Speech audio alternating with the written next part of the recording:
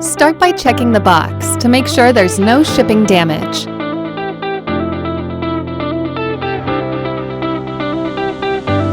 Open the outer box and remove the packing material from on top of the bike. For this next step, it's best to have someone lend you a hand. Lift the bike out of the box by holding on to the rear wheel and frame. Also, grab the parts accessory box when you lift out the bike. Set the bike down and carefully check it for any shipping damage. Using a pair of scissors or flat side cutters, free the front wheel and front fender from the bike frame and set them aside. Remove the remaining packing material from around the bike, taking care not to damage the frame or any wires or cables.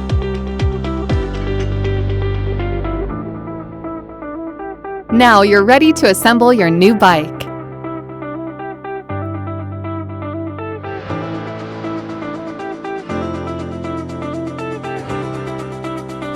The parts accessory box includes these items.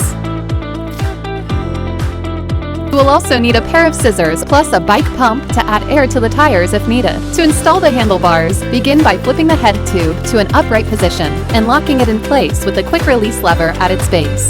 Then open the quick release lever at the top of the head tube and slide the handlebar stem into the tube. Make sure the handlebars are correctly oriented, with the brake levers facing forward. Close the lever at the top of the tube to secure the handlebars. Next, take the seat post with saddle and slide it into the seat tube. Secure it at the desired height by closing the quick release lever. Use the screwdriver to adjust the rear reflector so that it's parallel to the seat post. To secure it in position, tighten the screw on its side. To install the front wheel, first remove the fork saver. Then take out the front axle by removing the nut from the end with the thinner spacer. Note that this spacer is on the same side as the disc rotor. Before proceeding, you'll need to install the front fender. Locate the fender, stay bolt, and washer.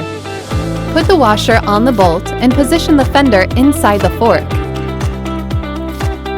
Insert the bolt through the eyelet on the fender and tighten using the hex key. Put the thinner spacer back on the rotor side of the front axle. Be careful not to touch the rotor. Then put the wider spacer on the other end of the axle. Double check that each spacer is on the correct side before continuing. Insert the wheel into the dropouts on the fork, making sure to fit the rotor between the brake pads. The rotor should slide in between the brake pads, and the axle should go into the dropouts fully. Put the washers on the outside of the dropouts.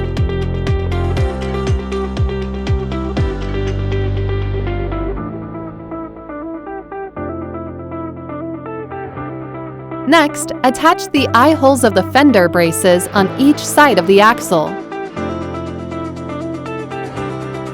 Then put on the nuts. The fender braces should be between the washer and the nut on each side of the fork. Use a wrench to tighten the nuts fully, alternating sides until both are secure. To install the headlight, locate the bolt and washer at the top of the fork. Put the bolt and washer through the headlight bracket and thread it into the fork. Then start tightening by hand. Using the hex key, tighten it fully while making sure to keep the headlight straight. To install the pedals, locate both the left and right pedals. The letter L is stamped on the left pedal. The right pedal has the letter R. Insert the right pedal on the rider's right side of the bike and tighten it clockwise. Use the wrench to tighten it fully. Then insert the left pedal on the rider's left side of the bike and tighten counterclockwise. To charge the battery, plug the black wire from the charger into the socket under the frame's top tube. Now is a good time to double check that all parts and bolts are secure on the bike. Also, be sure to check the tire pressure and to add air to the tires if needed. Enjoy your ride-L!